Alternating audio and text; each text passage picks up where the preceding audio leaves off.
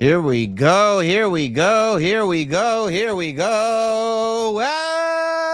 Welcome, everybody. Welcome to the loneliest night of the week, the loneliest show on all of the internet. Welcome to Sam Roberts Now. It's been a couple weeks, but we are back. Well, we're back in the saddle again. And when I say we, who do I refer to but the one and only? Could it be the rotating logo? No, it's Hot Dog. I did it, Sam. 2 weeks. Well, we've been gone for 2 or 3 weeks. I think 2 weeks. 2 weeks, but I got the light is connected to the cable. Mm-hmm. No battery. Mm-hmm. So I'm halfway there. I will tell you though, the camera is on 67% battery. Okay, well, that could have been plugged in, but hey, 67% will probably get us through. Also, I think we're good. Also, the light is above you, and so wearing a hat with a long brim does nothing for your face. There it is. Your face, yeah. Unfortunately, not confident with the haircut, but it's there. It is. There it is. Let me change the color temperature. There it is. You look like a girl in a liberal arts college, looking good today. Hot Dog, very. You would not believe the conversation that we had right before we went on. Hot Dog drinks Red Bull like a beverage. Like he goes, well, you like Mexican Coke? And I go, yeah. And he goes, I like Red Bulls. And I go, first of all, you sleep 15 hours a day. So I don't know anyone that sleeps. Like Hot Dog gets 8 hours, but then also gets like probably about 6 hours of napping throughout the day. Is that even an exaggeration? I don't think so. I don't think so. I'm a hustler, so I gotta get. What do you? How could you have time to be a hustler if you're sleeping for like all the hustlers, all the in all the hip hop music, they go sleep is the cousin of death. They go we sleep one eye up. They go you never catch me sleeping. Like in Hot Dog's case, you will usually catch me sleeping. Well, no, I need all the sleep for all the hustling that I'm doing afterwards when I wake up. Oh, I got you. You hustle, but just in increments. You're an incremental hustler, which is the best kind. And also it's like welcome to the new age. You know what I mean? Like welcome. Hey, boomer, we hustle in short bursts and then we take a break. Right. You know? So, I mean, I look, when it comes to the Red Bull, I brought up the whole Mexican Coke thing because it would feel like Mexican Coke is worse for your body than Red Bull. And it might be, the sugar content, of course. I'm not saying that this is a good, healthy thing, but what I am saying is that your idea of, it's not that much caffeine, is it? And I pulled it up and it's like that little can is 2/3 the size of a 12-ounce Mexican Coke, and it's got way more than double the caffeine. It's got taurine. It's got all this stuff. I didn't even know what taurine was until you brought it up. Right. I just never met anybody that only drinks Red Bull for the flavor. And same with coffee. I never drink coffee, but sometimes I get into... Hot Dog literally goes, we don't understand. I don't drink caffeine. So you drink a ton of caffeine. You're popping Red Bulls like it's an OJ. I drink it, but I don't need it. I see. Well, look, this is a big show, and I'm glad you're all charged up, dude. It's been a long week. You've been putting in that work. People have seen the results here on this channel just this morning, just earlier today. We put up the video, a Hot Dog condensed a 3-hour show down to 20 minutes of Troy trying to eat 25 chicken tenders. You can check that video out, the Chris Jericho interview, the Damian Leone interview, and more to come from this last week, right? Yeah. All the interviews from the last 2 weeks. That's very, very, very exciting. B-Herb says, do they have sugar-free and caffeine-free Red Bull? So they have sugar-free. They have sugar-free, but Hot Dog said if there was a caffeine-free Red Bull, he would want it. It's like right. And like the sugar-free Red Bull tastes like shit, so it makes me think that the caffeine, like a caffeine-free one, wouldn't be any good. I see. Like I want the exact recipe. See, I'll have like a recipe. I'll have a sugar-free Red Bull before going to the gym or something like that, but that's because I use it as a performance beverage. Nah, bro, this shit is amazing. Okay. All right.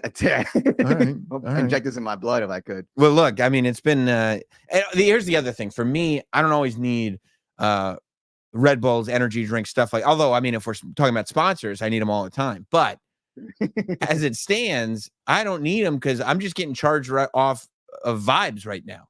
The vibes right now. And I'm like, I don't even search for it. You know, I'm not like an ego guy. I don't search for a pat on the back. I hang out with Hot Dog all the time. He tries to steal all the compliments for himself. I mean, it's insane. I don't like, he never goes, man, Sam, that was a good show. He goes, man, Sam, tonight's show looked great. And he's talking about it on his camera. I'm like, and that's true. That's 100. That's a shoot, brother. And let me go through any footage that says that I'm great. Yeah. And that's the first upload. That's the first. So, but I can't help it. I mean, I'm making such an impact on cultures all over the place that my name just comes up. It's incredible. It's an incredible existence to just sit there and I'm just minding my own business. And suddenly something comes across my way and it's like, hey, another superstar is talking about you. Someone else is proclaiming his love for you. And I go, you don't say. I didn't ask for this. I didn't ask for any of it. Well, I'm going on my Instagram. And where's my mouse here? Here it is. I'm going on my Instagram and this account, the Schmo. I don't know who the Schmo is. I know now. I got to know him. I followed now. Oh, I followed. He got a couple followers out of the two of us. The entire Not Sam operation is followed. That was worth. Oh, that got the follow. Got the follow, the like, the comment. What else do you want? I mean, you did it, buddy. The Schmo is the king of broadcasting right now because he goes around, he gets these interviews. You know, he does this guerrilla interviewing. I have nothing but respect for that. I did quite a bit of that in my heyday.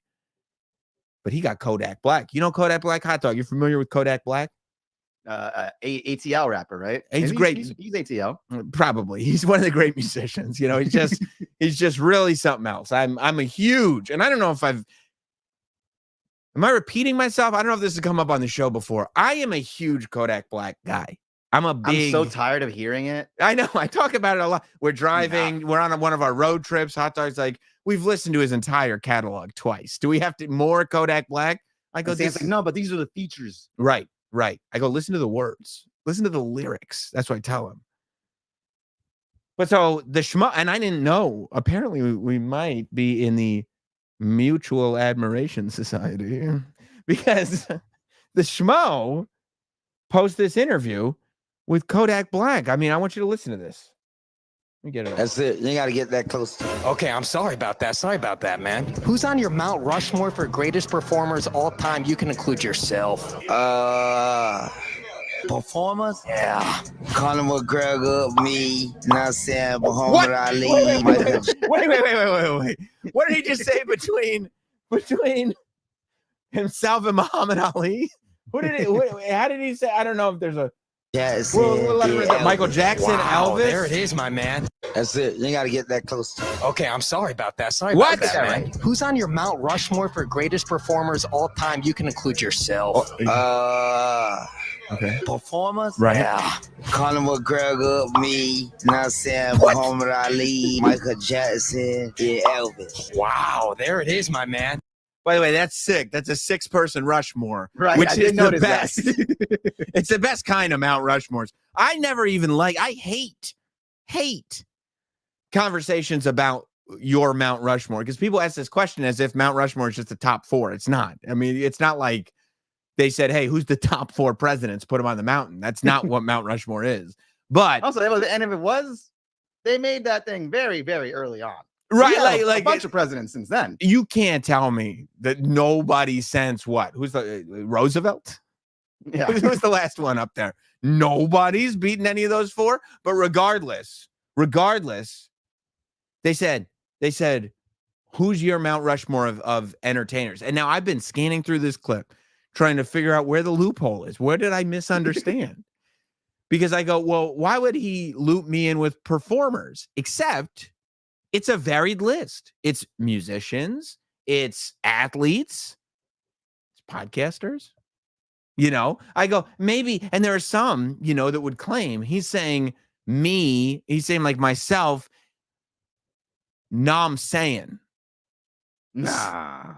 Right? I heard I listened to it a lot. Now and you know how it's not? How? Because your photo came up as it was said. And the Schmo didn't follow me.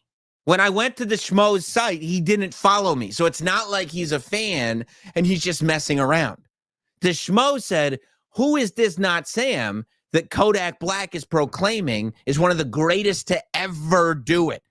Is the Michael Jackson of this? Is the Muhammad Ali of this? Is the Elvis Presley of this? Who is this?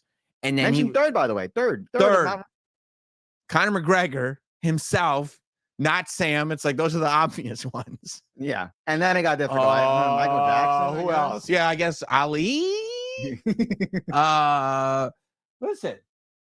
That's it. You got to get that close to it. Okay, I'm sorry about that. Sorry about that, man. Who's on your Mount Rushmore for greatest performers all time? Greatest you can performers. include yourself.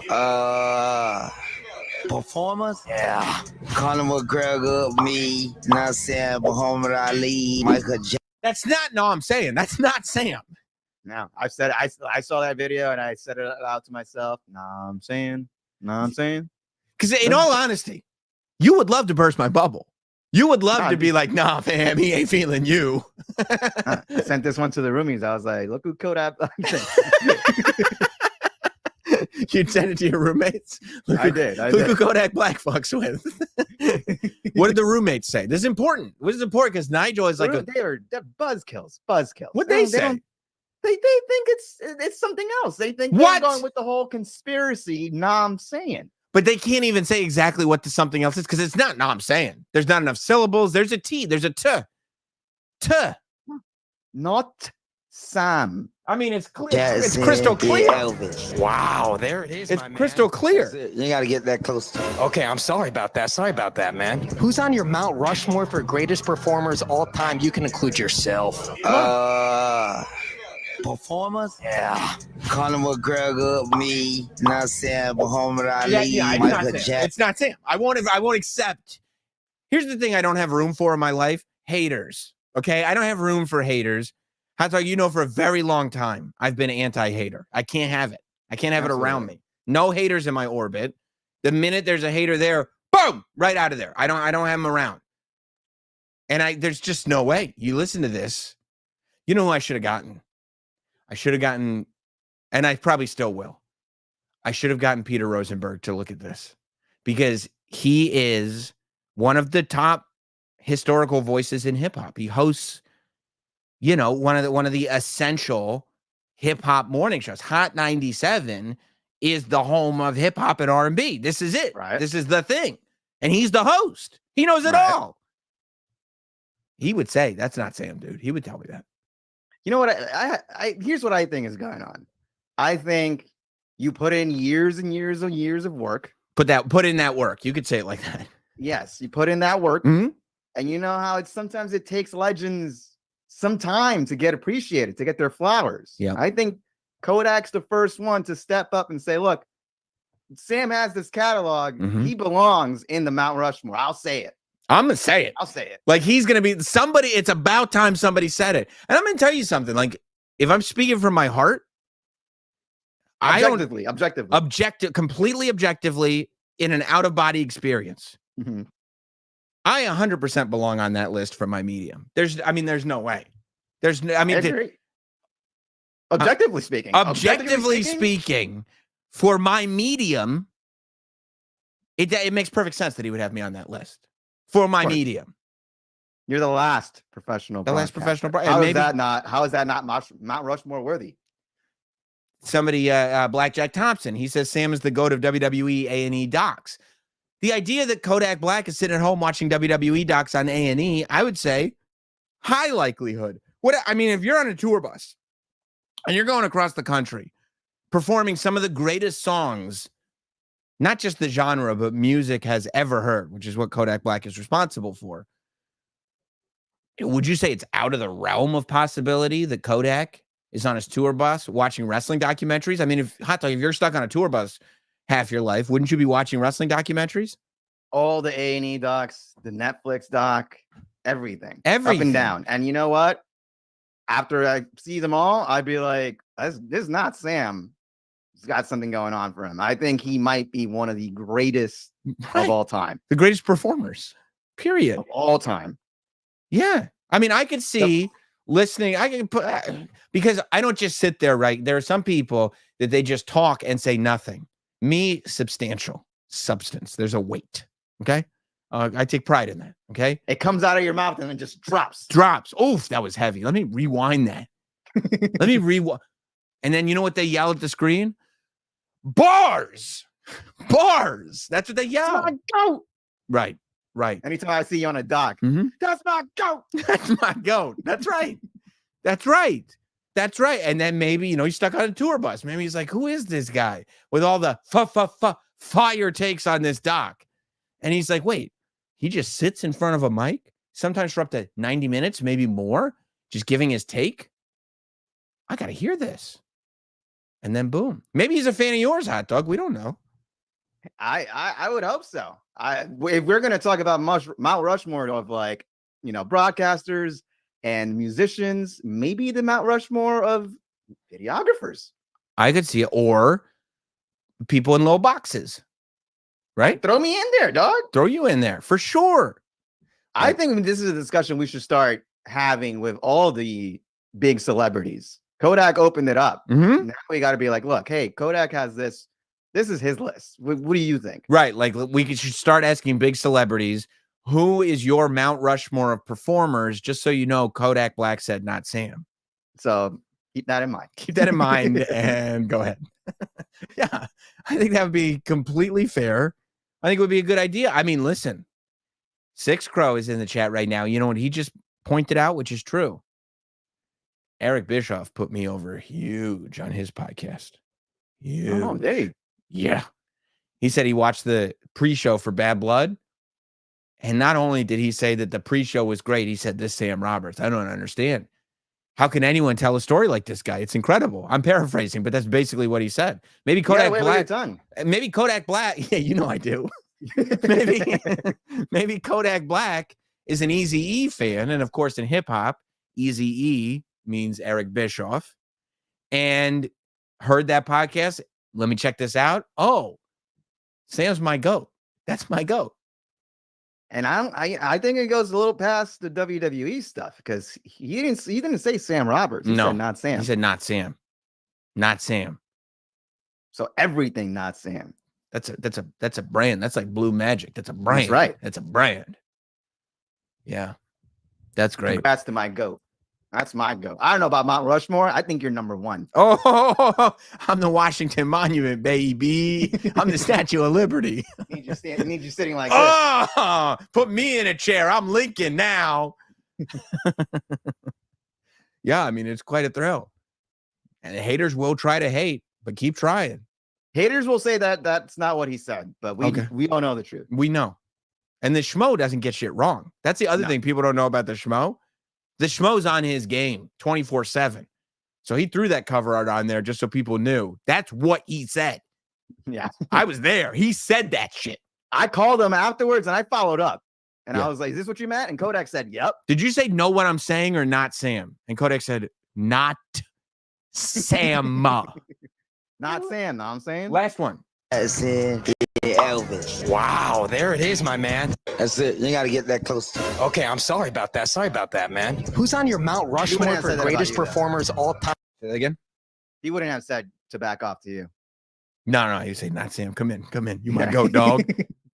You can include yourself.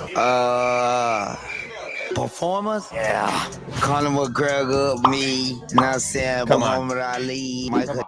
Don't even try it. Don't try it. Okay. And ever since I saw that, anybody leaving a negative app mention, I mean, you talk about bouncing off of me like Teflon. Nothing can touch me after this. Okay. Nothing. You understand? You probably don't. I understand when Kodak Black puts you on a general Mount Rushmore of entertainment and it's just what are you going to say? How could you hurt me now? How could you hurt me now? You can't. It's over. I love watching you perform, Sam. Thank you. I appreciate that, Hot Dog. I really do. And I do appreciate too. I see right here. Liked by Shea Marte. I like that. I appreciate that. Oh, wow. And, and it did get me thinking, because this guy right here He's on the podcast train like I've never seen before. I thought it was like a big deal when Trump did a podcast. Like he's doing all the podcasts. He's like all like the podcasts. I literally thought Donald Trump was a comedian with a special that he decided to put out on YouTube to go against the system with all the podcasts. Because they won't let him say what he really wants to say. That's right. I really thought a streamer told him, you got to edit some jokes, and he decided to put it out himself on YouTube with the amount of podcasts that this Donald Trump is doing. It's amazing. But no, he doesn't have a comedy special coming out. Instead, he's running to be the president again, which I didn't know because all I listen to is podcasts. That's Justin it. Big. That's it. Oh, and the only podcast I don't listen to is Call Her Daddy. So I don't know who's running against Trump right now. I listen to podcasts for boys. And you show up at the ballot, you read the name, and you kind of just go off the vibe. That's right. I usually just go with vibes. But now that Donald Trump is on all the podcasts for boys, I'm hearing him everywhere, you know? Listen to what he did. Okay. So when he did Impulsive, people were like, oh, Logan Paul got Donald Trump. Now, Logan Paul made the big mistake. I'll tell you what Logan Paul's big mistake was. Logan Paul was like the first podcaster, and I see you getting defensive. Scowling. Logan Paul's mistake was he was the first to get Trump. And he thought, oh, we have to wear a suit because we got Trump. You have to do respect. Except then the second to get Trump was Theo Von. And Theo was like, what if I just wear a t-shirt and talk to him about doing drugs? And it was like, yeah, that's the formula. That works. Mm-hmm. Yeah, just bring him onto your show. After Theo, nobody's wearing suits unless they already wear a suit on the podcast regularly. People aren't wearing special clothes. And honestly, I think that that's better for him. The reason he's doing these podcasts is to try to reach people that don't want to, you know, dress up in suits and you know, they want the bros. Me, the bros. Okay. Like you're a bro? I'm a bro. Yes. I'm Kodak Black's bro. Yes. Damn right. Yes. This is Kodak Black's favorite show. I don't know if you knew that. Shout out to Kodak. I know you're out there. If you're in Super Chat in Kodak, every Super Chat gets acknowledged here on Sam Roberts. Now we will be looking through all of the Super Chats. So he did Impulsive, and they wore the suits. He did Theo Von. That was good. He did Nelk Boys. He did. That's right. Do I have the Nelk Boy? I didn't put Nelk Boys. Nelk Boys, and they were still sitting there pushing their whatever, Daddy Hard Seltzer, whatever they call it. I don't remember what it's called, but yeah, he did the Nelk Boys. He did Flagrant, and Flagrant was a big one because Flagrant was the one where he started talking about the weave. And now the weave has entered into the zeitgeist. So that's big for Flagrant. He did, I don't even know if you know about this one. He did Bussin' with the Boys. Did you know he did Bussin' with the Boys? I didn't even know what Bussin' with the Boys podcast was. It's a big, Barstool show. Not bro enough. Yeah, right. Big for the bros like me. He did Bussin' with the Boys. Do you see he did Pepe David? He did Adam Ross. He did who? He did Adam Ross. He's like a big kick streamer. I did not know. Is he doing Kai? No numbers. Is he doing Kai Cenat? No. Kai is not doing, and he does not want to enter the political realm. Oh, that's right. Because I watched an interview with Kai. I watched the Sunday Conversations that Caleb did with Kai, and Caleb was like, "You like to get into politics?" And Kai was like, "No, that's not really my thing. I like Obama though." And I was like, "Okay, that's pretty good." I believe Kamala's team reached out to Cenat. Really? Yeah. Is that true, or are you just saying that? That's what he said. He did. Yeah. I would have loved to see. Yeah, I think he said no. That's so lit. Like streamers can just be like, "Nah, it's not for me." It would have been fun to see Kamala walk into Kai's basement, except it would have also not been that lit. Like it's lit in theory, but when you actually see it, you're like, "Oh, is this the end for Kai? Like, are we done with him?" Oh, this is kind of lame. Except then instead he got John Cena, and you're like, "Oh, yeah, that dude's got so much energy." It's like a Disney TV show energy, but it doesn't stop. No, it goes on for hours and hours and hours. It's amazing. Must have a lot of Red Bull stocked up. That's right. He just does it for the taste. He just did one with Tyrus. I don't know if that's technically a podcast or not, but Tyrus got to sit down with Trump. Brodus Clay? Yeah, the Funkadactyls and everything. Wow, or get. And then Trump, he was is- saying, Trump was like, I keep hearing that funk is on a roll. How do we get this? How did this? And I don't know if you've heard, but this is true. The latest rumors are he's doing Undertaker. Mhm. You heard that, right? I heard that one. Yep. I mean, I know it's very controversial. I know we don't like to get into politics. I do want to see Trump on Undertaker's podcast. I do. I want to see it. I want to The see only thing it. you like is wrestling. It's politics when you sprinkle in some wrestling. I mean, That's your this favorite. is with Trump and the Undertaker. It's wrestling with an extremely light sprinkle of politics. But I mean, extremely. I mean, are we really? Is this even politics anymore? What even is politics? Yeah, they just talk about WrestleMania 23 the whole time. That'd be so sick. You know, I'm also undefeated at WrestleMania. I don't know. I don't know if I you heard know you this. lost. I heard you lost. You know, tough opponent. Brock is a tough opponent, but the loss is tough. The loss is tough. I didn't lose. I beat Vince, but we don't talk about Vince anymore. Bobby Lashley. A great, but anyway. That's my African American. Yeah, that's right. Yamango was the opponent. Yeah, maybe they will. They'll definitely talk about WrestleMania 23. That'll be exciting. But yeah, I mean, the Undertaker has become a force in podcasting, I guess. I mean, Undertaker would have became a force in anything that he decided to dip his toes into after wrestling. Because he's the man? Huh? Because he's the man? Yeah. Yeah. And he does one-man shows. Yeah, he does. And who doesn't want to hear the Undertaker stories? I wonder if that's what it is, that Trump was just like, I'd love to hear some of these Undertaker stories. Yeah. How great would it be No, if you talk? You talk. If Trump is like, so you really are afraid of cucumbers? Is that true? Undertaker, tell me this. Hulk Hogan. We know Hulk Hogan. Did he say that you injured him with the tombstone at Survivor Series 91? Is that true? I'd be like, whoa, I'd be locked in. Look, all I'm saying is, and I don't like to get political either, but you know, I mean, if Trump is doing all these podcasts, you know, this is Kodak Black's favorite show. Kodak, put in a good word. I'm just saying, like, what are we doing here? what are we doing? I mean, if Trump wants to, you know, we could give it. Did you see the Kurt Angle B-roll? It's incredible. The intro. Oh my God. If Trump came to your basement. That's what I'm saying. Why don't we get him in here?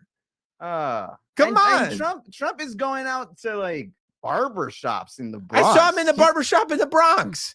You would pay for Uber, right? Easy. Like, I mean, there. I think he's got a whip, but if not, you know, I'll easily get you. And I'll do the Uber Black for him. Okay, if that's the concern, Trump, just know we'll cover it. I got a car for Danhausen, dude. I'll get a car for you. That's you don't have to worry about that at all. You know, I'm sure there's fast food at the house. Oh, there'll be fast food at the house. He'll never leave. Are you kidding me? He'll get all the He'll fast just start food. playing all his favorite songs in your living room. Yeah, just kind of swaying back and forth. Do you have YMCA? Yeah, we can get that for you, bud. We can get that for you. Yeah, no problem. Hey, Donald, we're just thinking about maybe calling it a night. Yeah.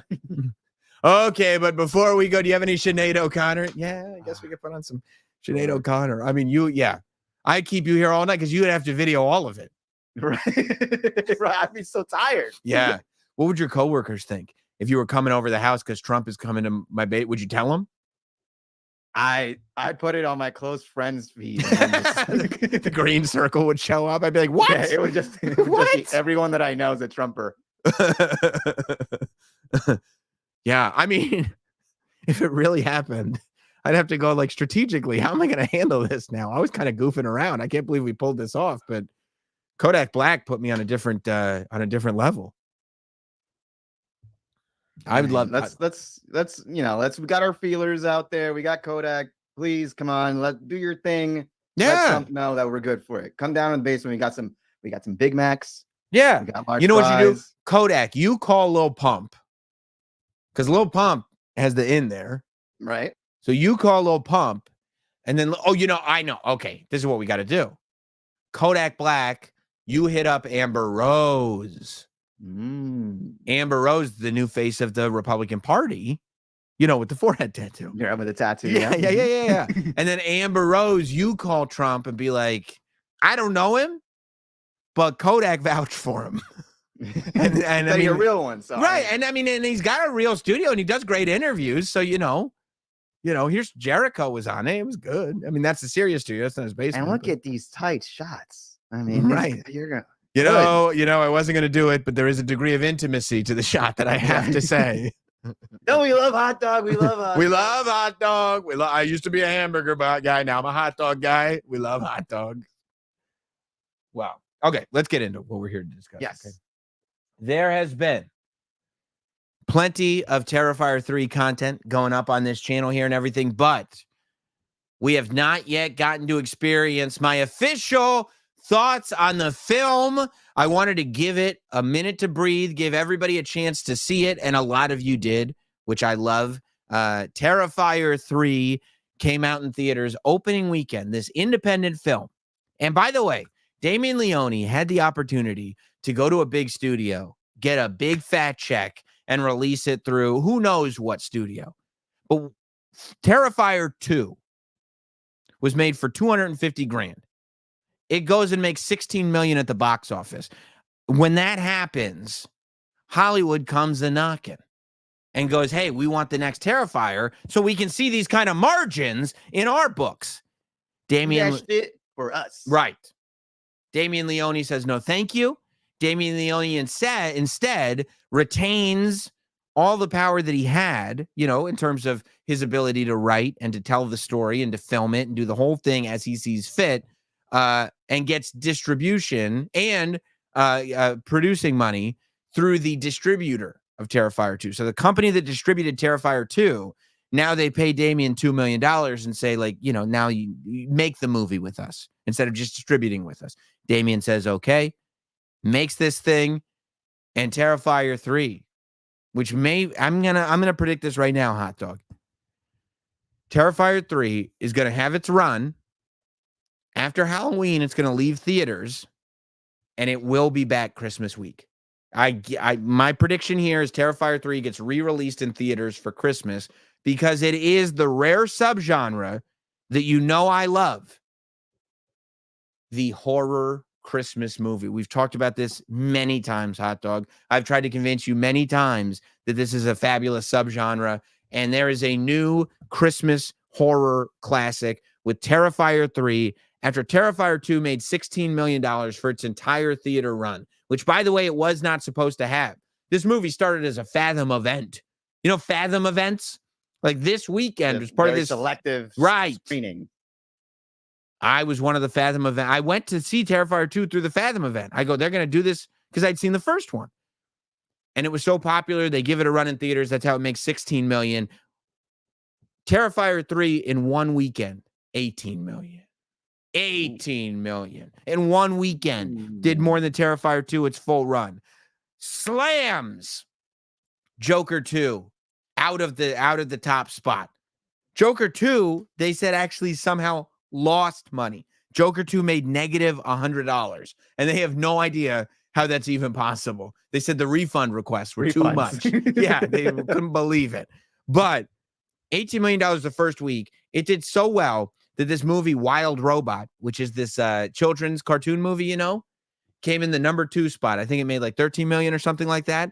A lot of analysts are saying that they believe that a lot of money that Wild Robot made were kids buying tickets for Wild Robot sneaking into Terrifier 3. And that's true because we would have done it. I would have done it. It's not zero. Right. Exactly. So Terrifier 3 takes place 5 years after the events of Terrifier 2. Technically, it starts where Terrifier 2 left off. Like the ending scene extends into the beginning scene of Terrifier 3, but then we have that sort of 5 years later thing, and here we go. Terrifier 2 did a tremendous amount, like so much so that it was risky. It paid off, but it was risky, adding insane story and lore to Art the Clown. Terrifier 1, there was no story. Art the Clown is just this weirdo clown that is stalking these girls and killing them in the most gruesome, gory ways possible. Terrifier 2, you start to get into this almost spiritual realm where things may be dreams, but may be reality. There may be dimensional play going on. There's a connection between the protagonist, Sienna, and the antagonist, Art the Clown, and the people that are with Art the Clown. So Terrifier 3 now takes it a step further. Now, I will say that Terrifier 3 does not go as deep into story and lore as Terrifier 2 did. Terrifier 2 did a tremendous amount of building, whereas Terrifier 3 just extends, right? Terrifier 3 is clearly not a conclusion to the story. There's not this big sort of, it's more just like okay, here's what happens next, and here's what gets us to where we need to go. Right. Which I think is essential when you're telling a complicated story like this. You have the same actor back playing Art the Clown, the same actor back playing Sienna, her brother's back, the whole crew is back. And I would say you don't have to see Terrifier 2 before you see Terrifier 3, but it's extremely helpful to see Terrifier 2. Like if you're just going for the kills, which is, by the way, I don't have a problem with that. If you're just going for the kill scenes, then that's fine. Just go for the kill scenes, have a good time, eat your popcorn, throw up in the aisleways of the theater, whatever you need to do. But if you're going for like I want something meaty, a story here, you should probably see Terrifier 2 first. Now, the thing that they really do in Terrifier 3, and they did it in Terrifier 1 and Terrifier 2 as well, but Terrifier 3, they do a very good job of taking you out of these hideously tense, gruesome, viscerally upsetting, violent scenes with some kind of funny thing that Art the Clown does. Art the Clown never loses that sense of humor. He's like a non-verbal Freddy Krueger. Art the Clown doesn't speak.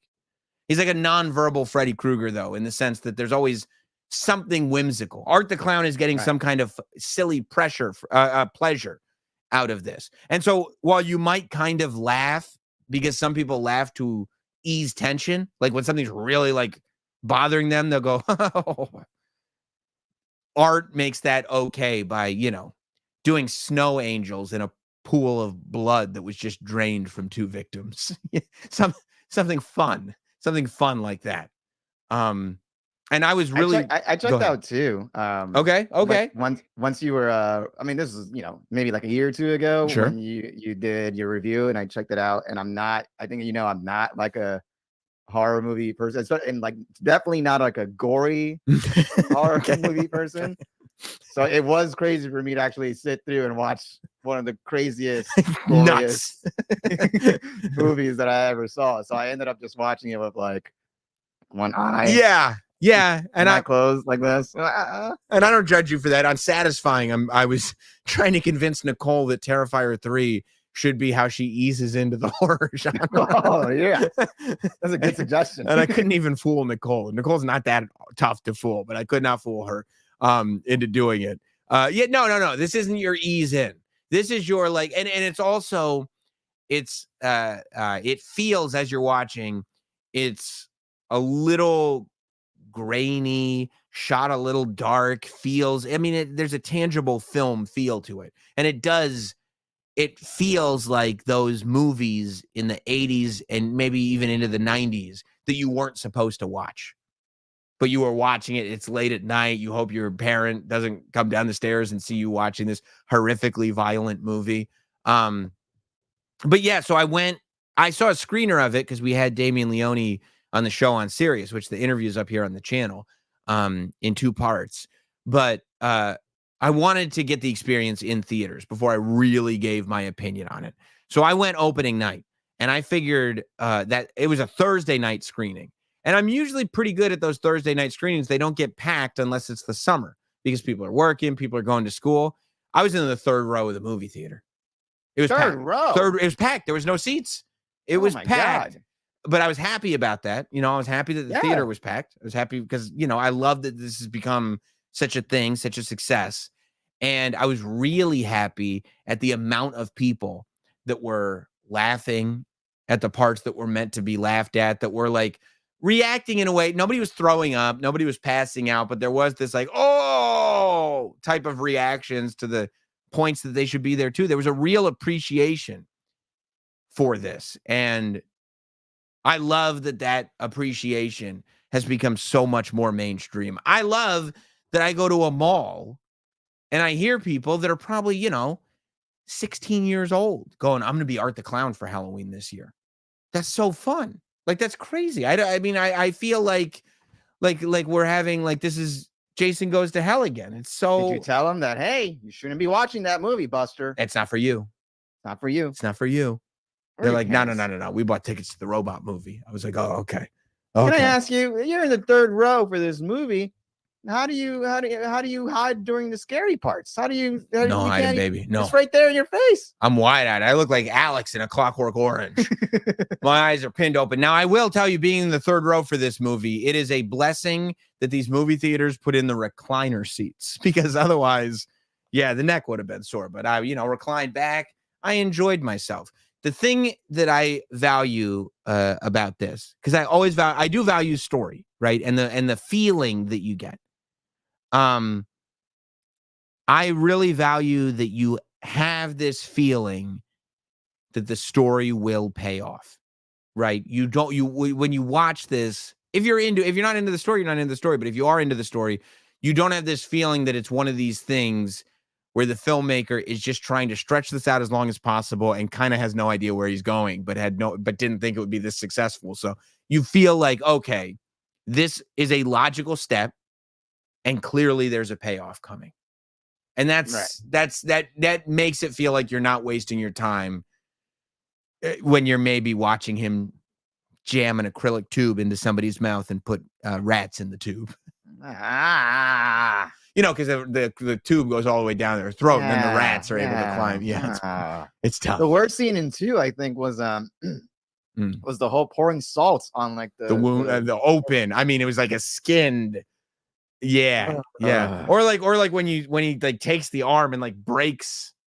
Yeah. Wasn't there like a penis kill or something like that? Yeah, and there is more. And then they say these horror movies are like misogynistic, but number one, there's a female hero in this thing, and number two, no breasts, no labias, but a little bit of penile content. And by the way, the penile content. Too much. Well, in this one, there's only a little bit of penile content. And the penile, and it's humorous penile content. It's good. It's good. I like it. You laughed. I thought it was funny. I thought it was funny. I was picturing, it's a funny thing. It's a funny thing You're to do. a sicko. Yeah, maybe, but he makes. I like stuff that's made for the sickos. What can I tell you? Yeah. Oh yeah. What can I tell you? Are you going to see Terrifier 3? Are we going to see this? I think so. You saw 2. Yeah, I did. I saw 2 at home. I would rather watch 3 in theaters. Yes. I think I'd have a less disturbing time if I'm surrounded by people. I will still be disturbed. It's also fun. It's fun to see this in a full theater. Yeah, it's fun. You see it in a full theater. There's a community feel. Everybody's reacting. And you know what's fun about seeing it in a full theater? When you're all walking out, because you're now all in. Like it's like you might not have committed the crime, but we all committed the crime. You know what I mean? Like we were all witnesses. You're not leaving, No, I got to go. No. You're staying right here until this is done. You might not have gotten your hands dirty, but you were there. Yeah, no, I mean, like, I want to suffer with other people in the best way possible. Yeah. Bring your girl. Yeah. Of course. Yeah. Except when she sees that urine stain on your pants, she may not feel like she's as protected as she was before this whole thing. Yeah. So, I mean, very much loved the movie. Not surprisingly, very happy for its success. And yeah, Art's kills are and it's also really interesting because like with the kills and what happens, like Damien Leone crosses lines that are generally not crossed in mainstream horror movies. Like there are things that are done in these movies that even in horror movies, they stay away from because it's too much. Right. But then there are these moments where you go, oh, like if you're really watching closely, you're like, okay, I know what line he won't cross. Like there's this, like he crosses the line and then like people don't realize there's a second line. Like he won't cross the second line, but he'll go all the way past the first line to the second line and then stop there. Yeah. Which is, I mean, artful in and of itself. No pun intended. So yeah, I mean, I already can't wait for Terrifier 4. I love that this is becoming a major franchise. And I mean, look, it's real rare that you can get to the fourth part of a franchise and still be enthused and not be going, at least somewhat ironically, you know? Well, because it also feels like, I mean, in a weird sense, it feels like 3 is like its first mainstream. I mean, I know 2 was huge, but 3 is really feeling like people are getting to know this character for the first time. So. Yes. And also 2 was huge, but it grew to be huge. Right. Terrifier 2 was not intended to be a mainstream movie. And it wasn't until, like, you know, it had to slowly but surely find its audience. And then boom, it hit. This is the first one where it's like, Terrifier 3 is coming. Here is the opening weekend. It's opening across the country globally. It's having a premiere in France. Like, this is the one you've been waiting for. And then it drops and boom, here we go. Off to the races. Yes. This is the one that even people who aren't into horror movies are now getting to recognize the character and be like, oh, that's Art the Clown from that movie. That's right. That's right. If you've seen the movie or haven't, super chat in. Every super chat will be acknowledged here on Sam Roberts Now. That's the only rule of Sam Roberts Now. We're there's a lawless society, but every super chat will be acknowledged before we leave here today, because hot dog, Terrifier 3 is not the only movie that I saw. Oh, you went out. Oh, wow. Not the only movie. I would not see this movie last week because I didn't want to disrupt the gravy train that Terrifier 3 was on. I wanted to support Terrifier 3 and no other movie. However, over the week, I decided I'm not one of these, what I call sheeple, who, you know, just assume, well, everybody says it's bad and the trailer looks a little hideous, so it's got to be bad. No. I wanted to be able to make up my own mind. I wanted to be able to, okay, is it really as bad as everybody says? Does it deserve the fact that, you know, Todd Phillips now lives in a cabin in the mountains and doesn't talk to anybody anymore? That they're talking about Warner Brothers maybe losing $200 million on the deal, that, you know, Lady Gaga may be banished. I don't know. I don't know. But I wanted to see what all the hoopla was about. I went to see Joker 2, Folie Adieu. Now, I loved the first Joker. Big fan of the first Joker. I don't think I'm going out on a limb. I mean, the first Joker made a ton of money. First Joker made so much money that this one, what did Joker 2 have, like $100 million budget or more? Something like that. They always balloon it up to like an extreme amount. Right. Which is very, very risky because the amount of money that you have to make to have any return, because most of the time with most movies, the advertising and promotions budget is half of what the number that you hear is. So if you hear a movie has $100 million budget, they're generally going to spend another 50 to promote the thing. 200 million was the budget. Yes, the original Joker one was 55 million. Dude, I wouldn't even want to. I don't even know what these filmmakers are thinking. If I'm Todd Phillips and they're like, we're going to give you a $200 million budget, I'm like, no. I do not want that stress. Yeah, exactly. That's way too much. You gave me 55 on the last one. Give me 60 on this one. Okay. That's all I need. That's it. Because if you can make $70 million on a $60 million budget, at least it's like, okay.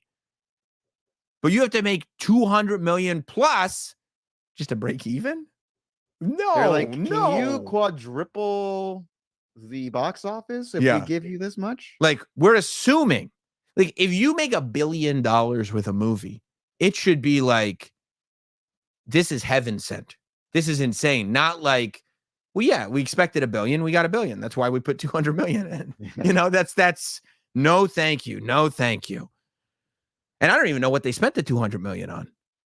What? 200? What did they spend it on? 100 to Lady Gaga. I'm assuming she must have made $100 million because I don't know what the 200 million. I mean, face paint. Was it very expensive? Was it good? Was it good face paint? The face paint was on point. Okay, so maybe. And there were more face paint scenes in this one, but they didn't even have like the Gary Glitter song in this one that they would have to pay the rights for. Maybe, yeah. Maybe it was all the other songs from the musical. Oh, yeah, because they were okay. So you've not seen this movie? No, Okay. I don't think I will until it's on Max. All right, well, that may be pretty soon. Wait till you hear what I've heard. So I sit down, I saw this movie, and I started going like, okay, like, I doubt it's as bad as everybody says it is. And also, keep in mind, I'm not prejudiced against musicals. You know this, Hot Dog. I don't dislike music. Okay. Love a musical. I love Les Mis. I loved La La Land. I was like, this is great. I have nothing against a musical. And I also have nothing against a director taking a shot. Like if he's like, yeah, I'm going to turn this thing on its head. And sometimes, even if it doesn't quite work, just the fact that the shot was taken is enough for me to go like, yeah, but I love this movie for what it is. And also, right. and it wasn't cookie cutter. Right. It wasn't, yeah, it Right. wasn't soulless. Right. I love a director trying something way more than I like feeling dumb. Like this director thinks I'm an idiot. They just gave me this bag of potato chips, and called it a movie. Like this is, yes, there's no passion here. Nobody tried anything. They followed a formula. And I've felt that way for a lot of movies, and I feel insulted by them. That's why I don't like them. And then when I explain to people why I don't like them, they think I'm insulting them, and it's a whole terrible cycle. I go, you like someone who comes up with an original recipe. That's all. That's all. And as I'm watching this movie, I go, for the first maybe quarter of the movie, first maybe 25% of the movie, I'm going, you know what? I think I like this movie. I don't mind this movie. In the very beginning, they start singing a little bit. I go, I don't mind why they're singing. It makes sense why they'd be singing. When Arthur and Harley meet, and I go, I don't mind a love scene here. I kind of, and you know what I was watching? I was like, I have a crush on Lady Gaga here. And that's, I do in the movie. I did. Okay. I go, I get it. That's, I'm having a good time. And then the scene when it came out of the engine, and I went, oh no. And then I started looking down at the watch and going like, wait. Are we not doing anything in this movie? We're just nothing. We're not. It's from what I hear, it's like just a courtroom. It's like centered in a courtroom, right? And then it's not even like original songs. It's like jukebox. It's like a jukebox musical. So it is a musical that is partly done like the old song and dance. It's not like a musical. It's not like Les Mis is a musical. It's not like La La Land is a musical. There's plenty of scenes where they're not singing. It's not a musical like you're thinking. At first, they slip songs in like the old like song and dance man type of old Hollywood movies of like the 1950s, right? The like Fred Astaire stuff. Like all the like Cole Porter, I get no kick from a champagne, like all, and I go, okay, I'm fine with that. But then they also kind of loop in like, now they're having a fantasy and they're on the talk show and they're singing this song and they're singing that song. And I'm like, wait, what? And they, and here's the moment where it clicked for me, where I was like, fuck you. That's how I felt. That's how I felt watching. Because they made it seem like, well, the thing about Arthur Fleck is he's always had music in him and he loves to sing. He's always wanted to be a singer. And I go, he wanted to be a comedian. What do you mean singing? This whole thing was based on he wanted to be a comedian. He went to the club. Sam Morril was there. He bombed. He wants to be De Niro. He killed De Niro for being a comedian. See, the reason why I thought I liked it was because in the beginning, they do a good job of clarifying in the original movie what was real and what was not real. And I love that. I hate like going like, well, maybe none of it was real. Maybe this was, I hate the maybes. Don't maybe me. Tell me. Let me know. I'll give you my theories, but what's the answer?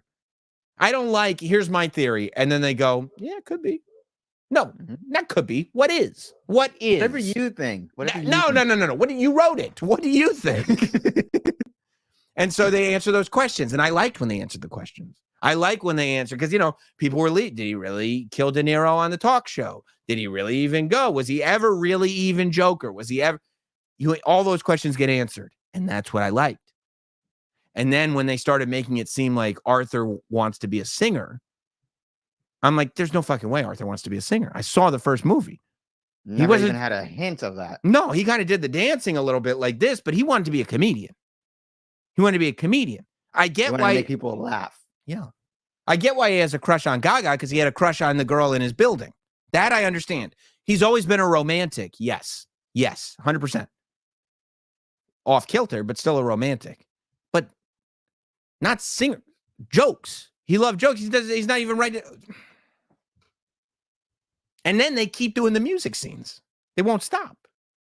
And I'm like, stop with the music. And then some of the music, because they go like this, well, the music scenes mean this and the non-music scenes mean that. No, because they make it clear in the movie that some of the music scenes are real life. Because they go like the news reporters are going like, yeah, these two were singing outside of Arkham Asylum. Where'd you go, hot dog? No. We're going to switch it real quick. No, we're not even going to. Here we go. So some of the scenes. I told you 67%. I know. You thought I was going to wrap it up quick, I guess. So some of the scenes, they acknowledge this really happened because other people are talking about it. And then other scenes are clearly fantasy. So they don't even make that distinction between the songs are not real life and because they do make it seem like, well, we were living in this fantasy, but then they go, well, the fantasy was the reality, except for this part, that was actually fantasy, not trying to live a fantasy. That was fantasy. This is reality fantasy. Now this is reality without fantasy. And you're like, what are you doing? What are you talking about? Is the plot at least moving when they No, do there's no songs? plot. There isn't a plot. Okay, because that's my issue. It goes Arkham, court date, verdict, movie over. And by the way, the controversial ending of this movie. I read it. I already spoiled myself. Okay. You could have done it in the first scene. Nothing would have changed. Not one thing in this movie would have changed. If you did the ending of the movie as the only scene in the whole movie, everything would have been exactly the same. What did you think about the concept of the ending? Stupid. When maybe the execution was shitty. Okay. Was stupid. Okay. The concept. We're going to spoil it right now. Spoilers. Okay. Spoilers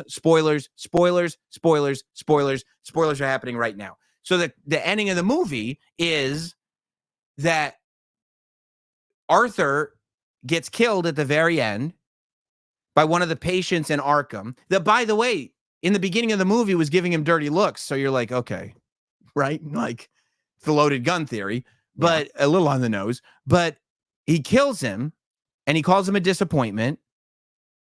And then you see him carving a smile on his face, right? First of all, it ain't Heath Ledger because that makes no fucking sense at all. Doesn't make sense. Timeline-wise. Timeline doesn't work at all. This movie takes place in 1981. Harvey Dent is the prosecutor in the courtroom. Dark Knight would have to be 20 years later. Over 25 years later. And Harvey Dent's not 25 years older. Neither is the Joker. So you could maybe say that the Joker could be maybe 50 if the Joker in the 80s. I mean, was like something. He moves for a 50-year-old. If that dude was 50 in that movie, yeah, but he is a mobile 50-year-old. I don't know any 50-year-olds that can move like that.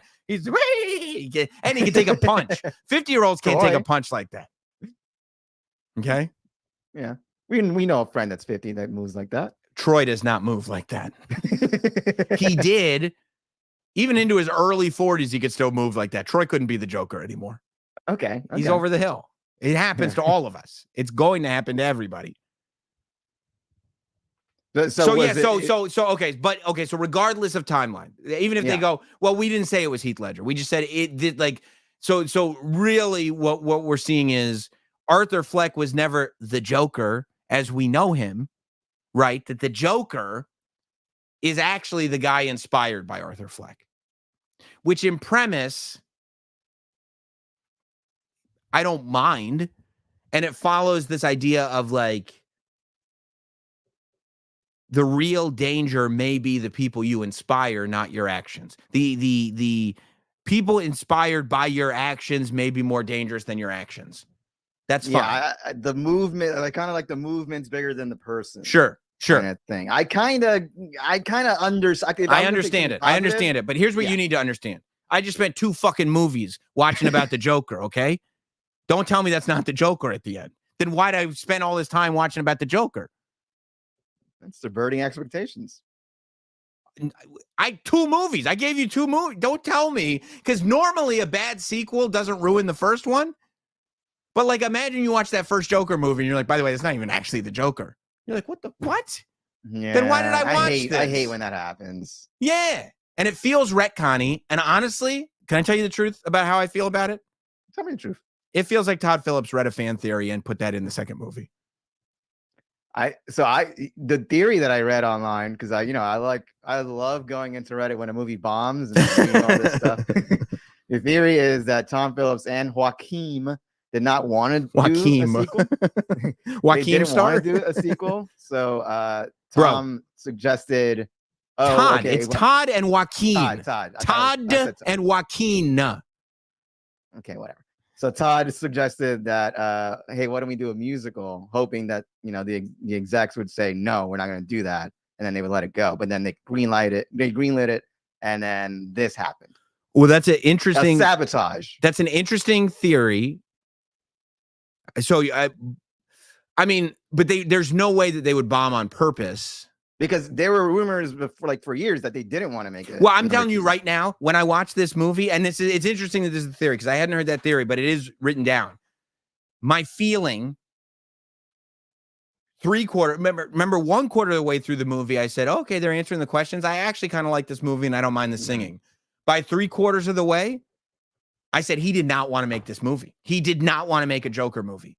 I watched this movie. I said, there's no way anybody could watch this movie and honestly speak from the heart and say, yep, Todd Phillips wanted to make a Joker movie. He did not want to make, number one, he didn't want to make a Joker movie. Number two, I don't think he likes people that read comic books.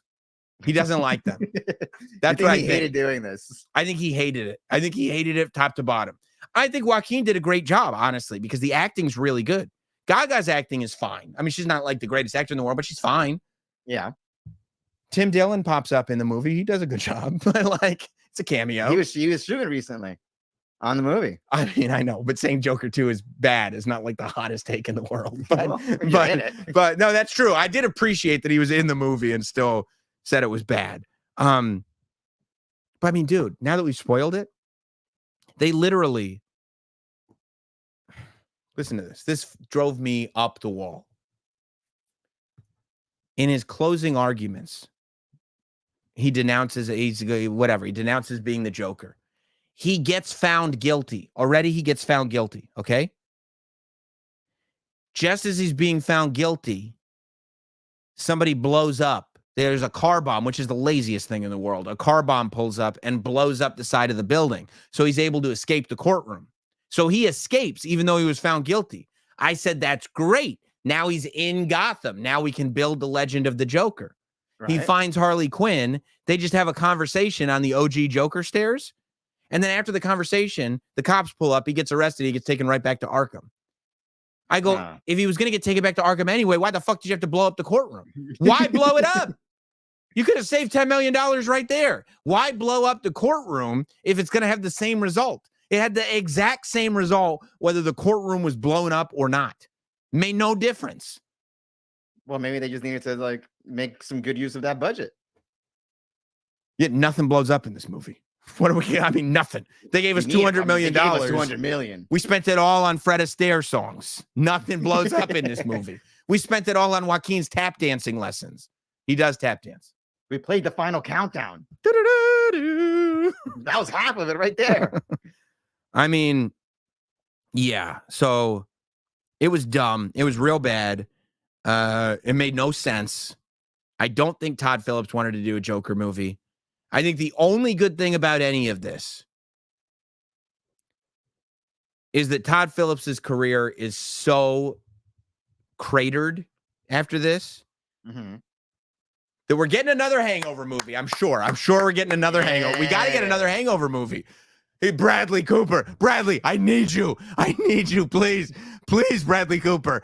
A cameo, something. We need to. Yeah, we're getting the band back together. I think we're getting another Hangover movie. Did you see, real quick, did you see that clip that's going around of them at that festival where like Joaquin and Lady, like where people are thinking that he's telling Lady Gaga right next to him after people are, clapping and all that stuff. It's horrible. By the way, his acting's great. He committed to whatever this nonsense was. He committed to it. But I sit through 2 movies about the Joker to find out it wasn't even about the Joker. Up yours. That's what up yours. I want to know about the Joker. At least we got one good clown movie this year. Terrifier 3. No. I'm glad it bombed. I'm glad this movie lost a lot of money. That's how I feel. I'm glad that happened. Good. Well, we'd like to gain a lot of money. If you want to super chat in instead, and honestly, like 200 million, and we'll remake the Joker. If you send in $200 million worth of super chats, we'll do a third Joker movie. And you know what'll happen? Here's what I'll do for you. If we can make $200 million on super chats, we will independently make me and Hot Dog. He'll film it. Yes. Which the face paint's gonna have to be really good because we're getting in tight. we're getting those close-ups in. But here's what'll happen. I've already got it. Joker 3, Arthur Fleck will come back from the dead and kill the guy who just carved up his face. And once he kills him, he'll look at the camera and say, "The joke's on you." And then the beginning credits start, and it'll say Joker 3, the joke's on you. And that's how the movie begins. And then, and then guess what? We're going to go. I'm going to talk to James Gunn about this. I'm going to say, I got $200 million in a checking account right now, ready to go. Okay. In a checking account. Well, I don't know where else I would put it. A checking account. Yeah. And I go, I'm ready to make this movie. I need to be in the DCU because emo Batman has got to be in it. We need him. We're going to fix this. We got Joaquin. I gave him $150 million. I'm going to be 100% honest with you. We've only got 50 mil left, but still, I think it'll be enough. Hot Dog said he'll do it for like $2,000, the whole movie. And he's already got the cameras. So we're good on that. Throw an extra 200, he'll edit it too. He'll edit it too. I think he'll edit it. I'm just going to tell him we need it by a certain day. And I think he's too shy to tell me I'm not paying him to edit. So I think that should be fine. And we just need emo Batman. So if you could get me Twilight with the Batman suit at some point, tell him I'll give him. Get that Nirvana song again. Yeah. We need that song. Bring it back. Yeah. We'll get it back. Yeah. I'll give him $6 million because I spent a lot on Joaquin. I'm going to be 100% honest. Yeah. And then we have to convince him. But I think if I did all that, I'd save the Joker franchise. Well, you'd have to spend the first 30 minutes undoing number 2. Yeah. And then continuing on from there. Like, I didn't really like musicals. Yeah. And he's going like, I thought you loved singing. And you know what the Joker will say? He'll say it again. I was kidding. I was only No, he's going to look in the camera and he's going to say, well, then I guess the joke's on you. Even though he already said it. That's a good writer. Yeah. He's going to keep saying the joke's on you. That's going to be the catchphrase. And all the kids, and we're going to put it out for Halloween. So everybody dresses up as because nobody's going as the Joker. Yeah. No, not one person. I'm telling you right now, whoever dresses as the Joker for Halloween this year is going to be the laughing stock of whatever community they're in. No, wait till 3. Wait till 3 if you really need to do it. Oh, yeah. It's going to be lit for 3. It's going to be lit. I'll do all the press for it and everything. It'll be great. So, and we'll get a Joker 3 and we're old school too. Maybe we'll get a second old school. That might You're going to need a pretentious subtitle. I already have it. The joke's on you. Yeah, but how do you say that in like Italian? Oh, that's what I'll do. You're right. I'll do it in Italian. I'll do the joke's on you. Yeah, can you Google translate that for me, Hot Dog? Well, how do you do the joke's on you in Italian? Because that's a real good cause. A real good call. Ti prende in giro. I like that. Joker 3. Matter Ti prende in giro. I might even pull that as the voiceover for the trailer. That was really nicely said. That was good. A lot of people coming in. Blackjack Thompson says Tyler Perry's Medea versus the Joker. That's a good call. Not Funny says Art the Clown versus Joker versus Ash. That might be the fourth Joker. Art the Clown versus Joker versus Ash. I'm down. All right. Let's go. Enough of this nonsense. There's been a lot of too much nonsense. Let's get back to clowning around. Too much clowning around. The joke's on you. Too much clowning around. Let's go for it. Super chat in. Every super chat will get acknowledged. Every super chat gets acknowledged here. We'll even put it on the screen. It's very exciting for a lot of people. Now it's on the screen. Six Crow going up. They call him the Jeffrey Epstein of Canada, our financier. Appreciate that. Production credit goes to you, Six Crow. PHW writes in, see, Sam, you can make money podcasting. No need to be envious of Shannon Sharp now. That's right. When we were doing the best podcast tournament on the show this week, I found out because they said Shannon Sharp said he made more money off the Cat Williams podcast than he did in football. And I said, you can make money in podcasting? That's crazy. I didn't know that was a thing. I've been doing it for clout. I've been doing it for love of the game. And so Kodak Black sends me those shout outs. All this whole time we've been sending YouTube money. That's it. Yeah. Thank you for the server space. B Herb writes in, Psycho Clown F Mary Kill, Captain Spaulding, Pennywise, Art the Clown. I'll take this one, hot dog. Okay. Easy. You kill Pennywise, and the specific Pennywise I'm killing is from part 2 of the new It. Because Tim Curry, It, legend. It part 1, the remake, legend. It part 2, shite. It part 2 was the fucking worst. I hated it. So, Pennywise kill. Captain Spaulding. I think F Captain Spaulding, because he's like a bear, and you could get, and then marry Art the Clown, because I'd love to just I'd put on some clown paint with him and I'd go on all his whimsical journeys. Yours is different than mine. What was yours? I was gonna do marry Art, fuck Pennywise, kill Angie. Oh wow, okay. So we did differ there. Okay, so yeah. John writes in, have you seen Alien Romulus yet? Federal Alvarez directed it, who did the remake of Evil Dead. It's pretty good. Some good body horror scenes. I did hear he did that. He did the Evil Dead, the new Evil Dead. And I did not see it, but I heard very good things about it. I heard good people I know liked it. I think Travis liked it a lot. Chris Garden says Terrifier 3 is better than any A24 horror film. We're not going to sit here and we're not going to bring people down. No, that's called being a hater. And I have no patience for haters. And I'm going to tell you right now, anybody in my circle, anybody in my space, anybody in my sphere says one bad word about the movie Midsommar, you're out. You're out. I liked it. I liked it a lot. You like Midsommar? I loved it. You love I brushed my teeth to Midsommar.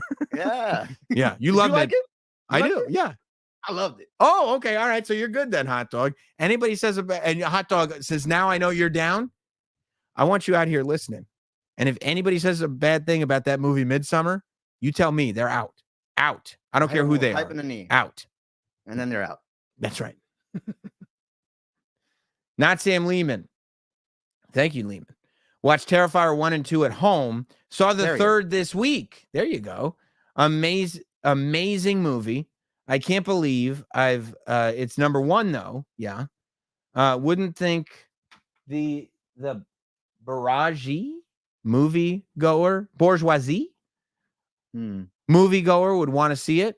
Well, I'd love, you know what? I love a take like that because it's like, well, I liked it, but I'm so much above everyone else. I wouldn't think the normies would have liked that. Good for you, Lehman. Chris Garden, Terrifier 2 makes Hereditary look like Hocus Pocus. We're not going to sit here and insult movies like Hereditary. That's not happening. We don't bring other horror movies down. Unless it's It 2. That's it. That's the only one. Ryan Katsu Rivera. Sam, I'm pretty averse to gore, bone-breaking stuff, teeth-pulling stuff, and any harm to fingers. How do I survive this trilogy I want to get into? You're going to have to do it the hot dog way, bro, because all of those things I mean, there's even fingernail stuff. There's all that stuff that you don't like is all over this thing, dude. All over it. A trick that I have, if you wear glasses, you could just take off the glasses, and that way the movie is blurry. So you can only assume what you're watching is gory, but you don't actually see the nitty-gritty of it. And nobody thinks that you're weak. No, because they can't tell. Anything. And you can just point to the screen like, this is lit. This is lit. Yeah. I like this. I can't see shit. Yeah. Let's see. Eliago. Oh, trust fund money for baby Roberts. Thank you. Where are we right now in the movie budget? Okay. Well, that is unfortunately going to have to go to the trust fund, which now is coming in at a grand total of $499. Okay. So, I think we're almost to 200 mil. If you could keep coming with the super chats, I think we can get to 200 mil. B Herb, Terrifier franchise breakdown timeline in the All Hallows Eve shorts. I'm gonna tell you something, B Herb. I have seriously been considering a Terrifier franchise breakdown. That might actually be a good show. You know what? Do we do? I don't know. You're probably going to go to one of your basic bitch 25-year-old girl Halloween parties, right? Why you guys? Yeah. Well, I'm just thinking that like a Terrifier franchise breakdown on Halloween night, late night, old school, could be a fun thing. It would work because Halloween does not land on weekends. So all the parties will be, the basic bitch parties will be the Saturday before. Isn't it on a Thursday? I think it's a Wednesday. I'll tell you right now. I think you're right. It's on a Thursday, but people aren't going out to party on a Thursday. You're not in the Thirsty Thursday crowd anymore? No. We've aged out. We're on the 26th. That's great. We're partying on the 26th, homie. That's great. Okay, maybe. It's a solid maybe. Halloween night after the kids go to bed. Very scary. Maybe we do a Terrifier franchise breakdown. Some scary lighting. Oh, yeah. That'd be cool. Maybe some oranges. Maybe you make something fun for the screen. Maybe like a pumpkin. Oh. I'll set up the Harlem studio. I'll make it creepy. Okay. Well, I was thinking my studio would be the focus, but I guess yours is good too. And then WrestleVids writes in, listening to the old Sam Roberts shows. Oh, Hot Dog just got his phone stolen by an illegal immigrant. However, I missed the old Sam Roberts debate simulcast. Can we get a Sam Roberts now for election night? It'll be a long night. I don't know. It might be lopsided. And then you gotta wait till those ballots come in mysteriously. Unless it's like, yeah, that's true. That's true. 3 a.m. ballots. Oh, we found some more. Yeah, I mean, I had a lot of fun doing that stuff. That's when the show was on from 9 to midnight. So like we could sit there and just, I think, illegally simulcast the debates. SiriusXM wasn't checking up on what we were doing. All right. So I'm sad to say, Sam, we fell short. We are still short $199,999,906.02. Sorry to say. Guys, I wasn't counting, but I thought, wait. Ryan Katsu Rivera is back. Is the gore over the top and campy or realistic? Okay, well, in my mind, there's a camp to it, but I Hot Dog, what did you think? Gore, over the top? Was it for 2? Yeah, you saw 2. I mean, it's the same style. I think there's for me, I'll tell you, it wasn't not realistic, but the extreme nature of it made it campy. Like there's no way it would ever go this far that makes it campy. Like I don't like, and there are some people that are just idiotic that go like, well, like that's like watching a beheading video. And it's, by the way, Nicole thinks that, so she's one of the idiots that I'm referring to. But like, I don't like seeing any real violence ever. I hate it.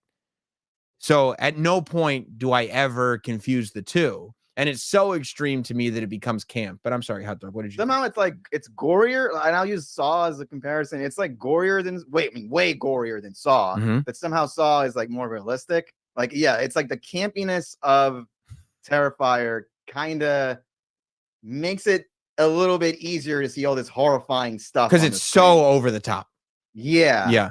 Well, I think WrestleVids comes in. I think this almost puts us at 200 mil. Ryan, a man takes a chainsaw to the ball sack. Yeah, that kind of sums it up.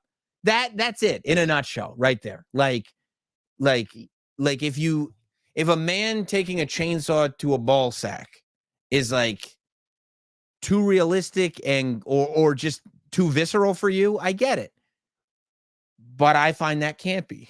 I mean, so I don't know. Maybe I'm not take off your glasses for that one.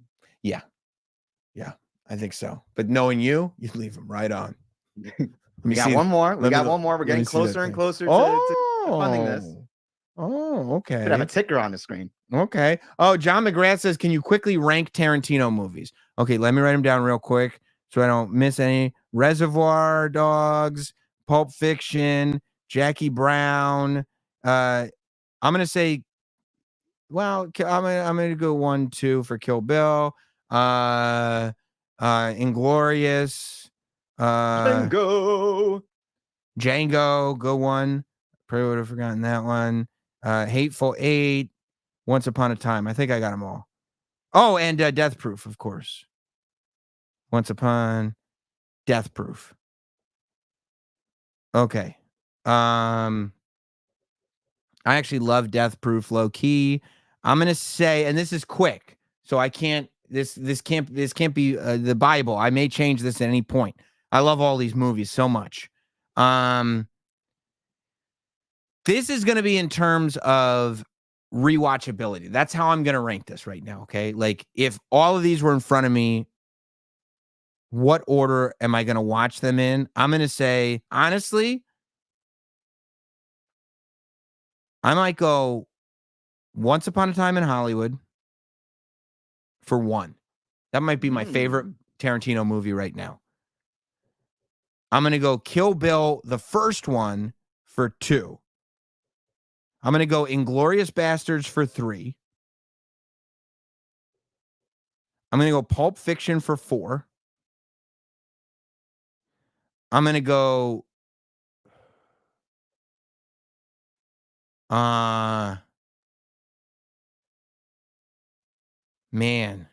probably Django 5. All right. Death Proof 6. Hateful Eight 7. Reservoir Dogs 8.